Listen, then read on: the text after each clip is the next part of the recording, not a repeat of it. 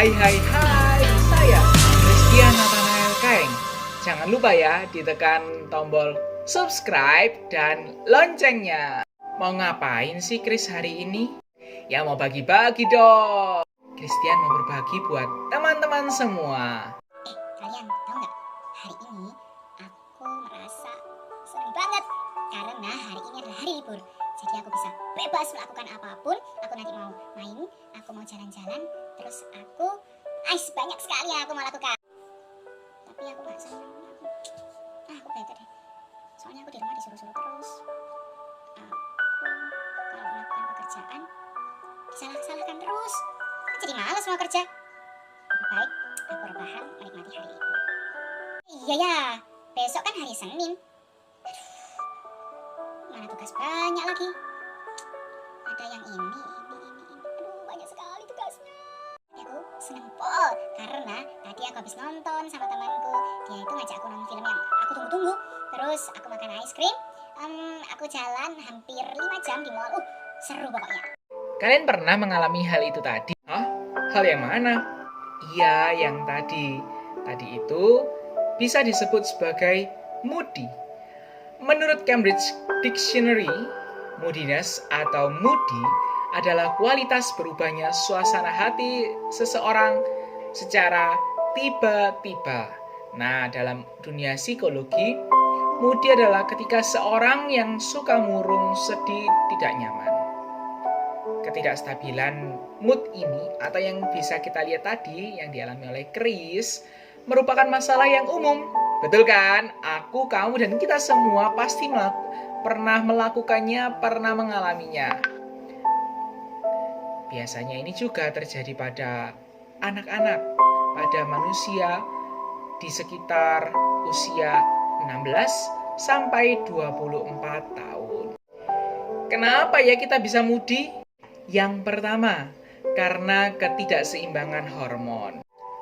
Manusia, terutama pada usia 16 sampai 24 tahun, mengalami peningkatan dan penurunan hormon yang tidak stabil. Nah, inilah yang menyebabkan kita sering mengalami moody. Tapi jangan khawatir, moody ini masih dalam batas aman. Yang kedua adalah stres dan kelelahan. Nah, perasaan ini dapat menimbulkan dampak pada tubuh kita. Salah satunya perubahan mood. Stres salah satunya disebabkan oleh karena kelelahan.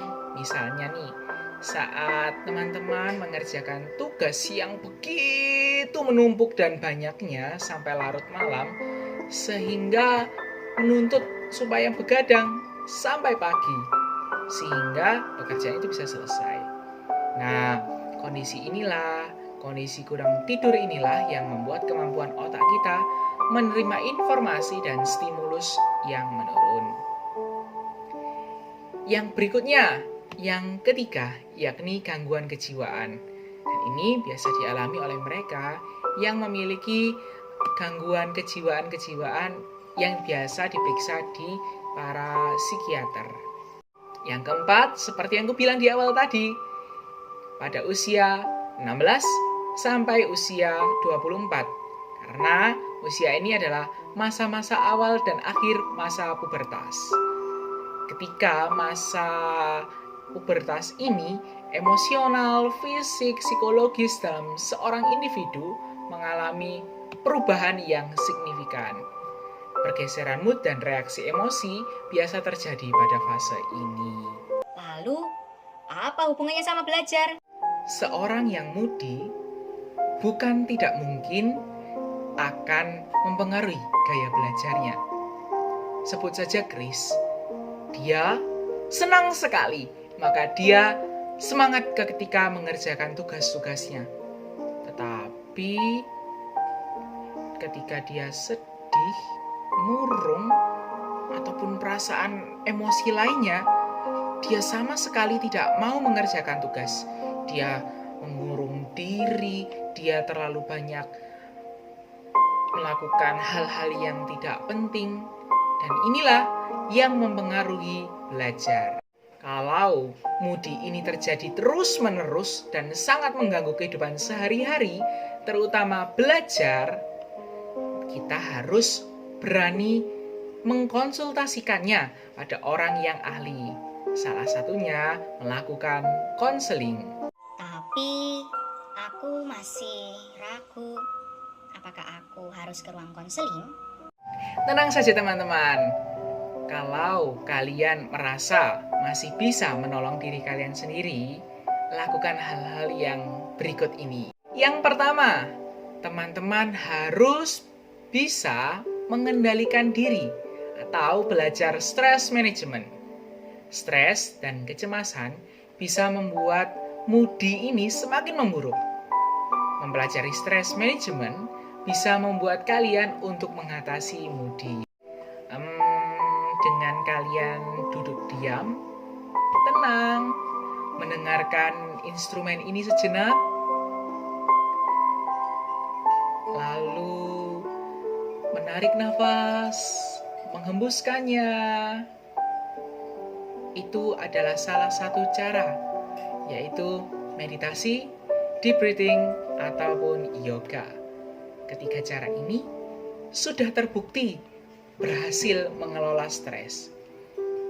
Ataupun ada juga cara lain, yakni terapi pijat atau terapi bicara yang sangat bermanfaat. Yang kedua adalah tidur yang berkualitas. Tidur yang ideal adalah 8 jam. 7-8 jam itu sudah cukup. Nah, tidur yang nyenyak serta berkualitas dapat menjauhkan dari ragam penyakit, termasuk moody ini. Maka sangat baik kalau teman-teman mencoba untuk mengatur waktu-waktu tidur. Dan disiplinlah supaya kalian dapat tidur cukup. Yang ketiga, selain tidur, teman-teman juga harus olahraga rutin, menggerakkan tubuh untuk melatih fisik dan mental kita. Kalian tahu kan, ketika olahraga, tubuh menghasilkan hormon endorfin yang baik untuk mengurangi stres dan meningkatkan suasana hati. Coba teman-teman untuk berolahraga ringan setidaknya 30 menit sebanyak 5 kali dalam satu pekan. Yang berikutnya, kalau teman-teman merasa mulai moody, teman-teman bisa menghindari makanan-makanan berikut ini, yaitu makanan yang mengandung kafein, alkohol, dan gula.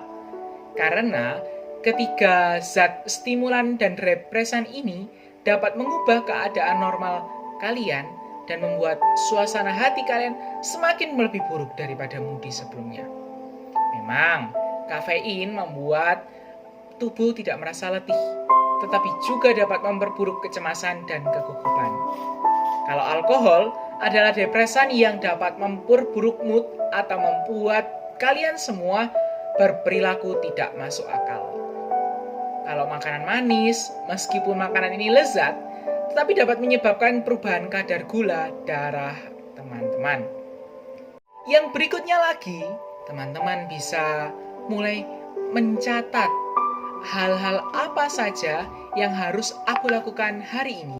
Dengan mencatat semuanya itu, teman-teman menjadi sadar apa yang harus teman-teman lakukan dalam seharian ini. Kalaupun moody itu melanda, setidaknya teman-teman sudah punya kesadaran, teman-teman harus melakukannya.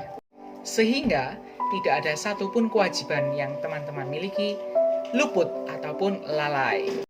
Yang terakhir, namun seringkali ini dilupakan oleh banyak orang masa-masa ini. Ambillah waktu sejenak untuk mengenali diri kalian sendiri. Entah itu jalan-jalan, entah itu duduk diam di rumah, teman-teman bisa mendengarkan lagu-lagu menenangkan diri, bisa dengan hening, lalu melakukan meditasi, merenungkan tentang diri teman-teman sendiri. Semakin teman-teman kenal diri kalian sendiri, semakin teman-teman sayang kepada diri Anda. Dengan demikian, kalau moody ini melanda, teman-teman tahu cara bagaimana mengendalikan diri teman-teman. Kalau sudah begitu, prestasi belajar teman-teman pasti akan meningkat. Kris jamin. Sekarang, coba kita mengenali diri kita masing-masing, lalu mengendalikan diri kita, sehingga belajar kita semakin meningkat. Senang sekali berjumpa dengan kalian pada kesempatan kali ini. Sampai jumpa di kesempatan selanjutnya. Dah.